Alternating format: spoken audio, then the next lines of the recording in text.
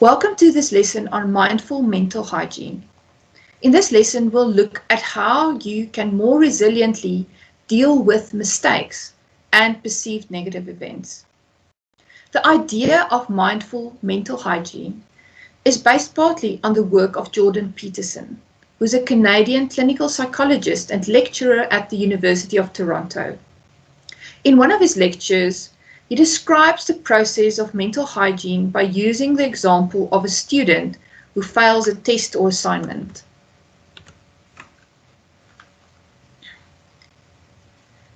Getting this result can trigger a deepening cascade of fear and anxieties to overtake the student, who immediately feels like a loser who's not studying in the right field and who will never graduate or find a good job. It plays into underlying fears of unworthiness and failure and triggers them to spiral. And we've all experienced this actually. A small argument with a partner or spouse that suddenly escalates into a litany of years of perceived disrespectful behavior,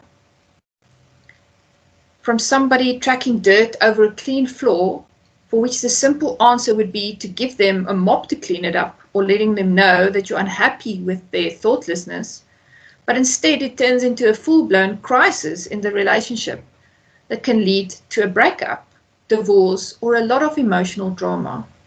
The initial small disagreement plays into underlying fears of not being good enough and the other person not loving or respecting them. Peterson says that when something you judge as bad happens, you want to restrict it to the tiniest possible corrective interpretation. Don't blow your whole map. You don't want a small event to cascade through your entire value system.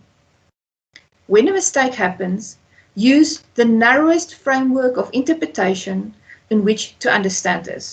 That will require minimal behavioral change to decrease the possibility or probability that it will happen again in future.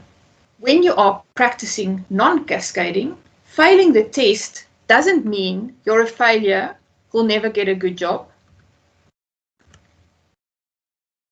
It means you underestimated the difficulty of the work or you didn't study hard enough. And your smallest corrective action to ensure that it doesn't happen again is to maybe hire a tutor or to start to study sooner, not to quit your field of study. The argument about the muddy floor when you practice non-cascading doesn't mean that your partner is an immature oaf who doesn't respect you and never has, and that you should break off the relationship. It means that in the moment they didn't think about how their action would affect you. Your smallest corrective action to ensure it doesn't happen again is to calmly express your emotions, how it made you feel, and to tell them that you would like them to correct their mistake and what they should do. For instance, they should mop the floor or buy you dinner or apologize or whatever. So an email from a colleague that is short and not as polite as you would like does not mean that the person is angry with you or that you're surrounded by people who don't appreciate you or that you need to polish off your CV to go and look for a better job somewhere else. The narrowest framework of interpretation is that maybe that person is having a bad day for reasons that have nothing to do with you and they didn't realize how the email sounded. So brush it off and move on. Or reply gently that you would appreciate a bit more courtesy in future. See, as humans, we have this built-in negativity bias. This means that we tend to remember traumatic experiences better than positive ones. We recall insults better than praise.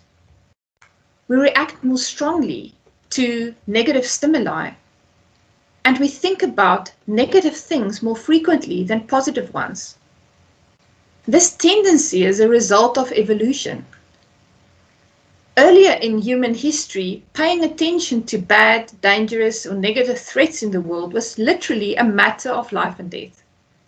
Those who were more attuned to danger and paid more attention to the bad things around them were more likely to survive and hand down the genes that made them more attentive to this danger. Nobel Prize-winning researcher Daniel Kahneman found that when making decisions, people consistently place greater weight on negative aspects of an event than they do on positive ones. When imagining scenarios involving either gaining a certain amount of money or losing the same amount of money, the risk of loss looms larger in people's minds. People have a stronger negative reaction to losing $20 than they have positive feelings they gain from gaining $20. So we need to be mindful of this tendency, which stems from our caveman days, when we had to be aware of tiny rustles in the grass that could herald a life-threatening attack by a saber-toothed tiger. These days, we're seldom caught up in such life and death situations, but our tendency to overemphasize tiny rustles in our relationship and workplace grass and extrapolate them into saber-toothed tigers with dire implications for our future and our lives are encoded into our DNA. Bringing mindfulness to this habit of ours means that we restrict the meaning we are ascribing to a problem, mistake, or perceived bad thing just in the present. Just have it be a rustle in the grass and no more.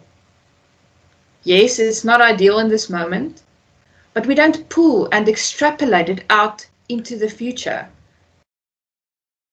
or put a judgment or conclusion on what it means for our life on top of it.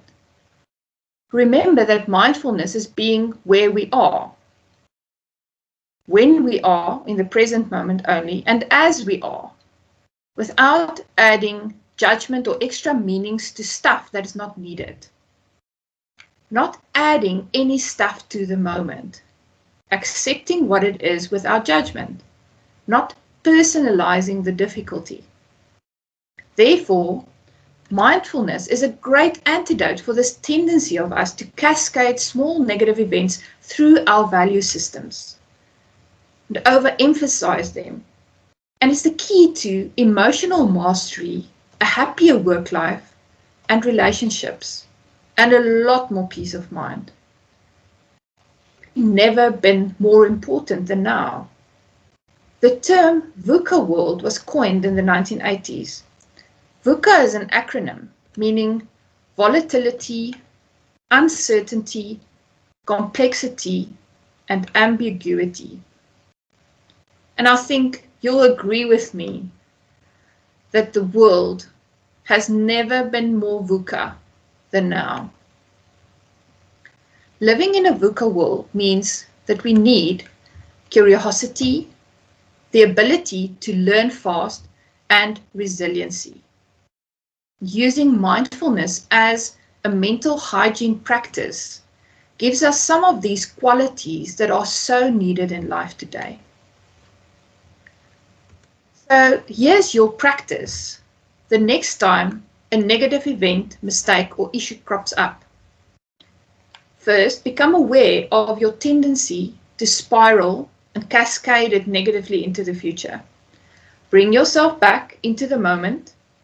Take a few mindful breaths and then ask yourself, if I'm restricting this event into the tiniest possible corrective interpretation, what would it be? Then become aware of the emotions that this event has caused and let them dissipate by releasing the story or the personalized meaning that you've attached to this event. Just come back into the moment and let it be as it is. What is the tiniest corrective action that you can take that will lessen the likelihood of this event happening again? Do that and no more. And then move on and into your next now moment. I'll see you in the next lesson.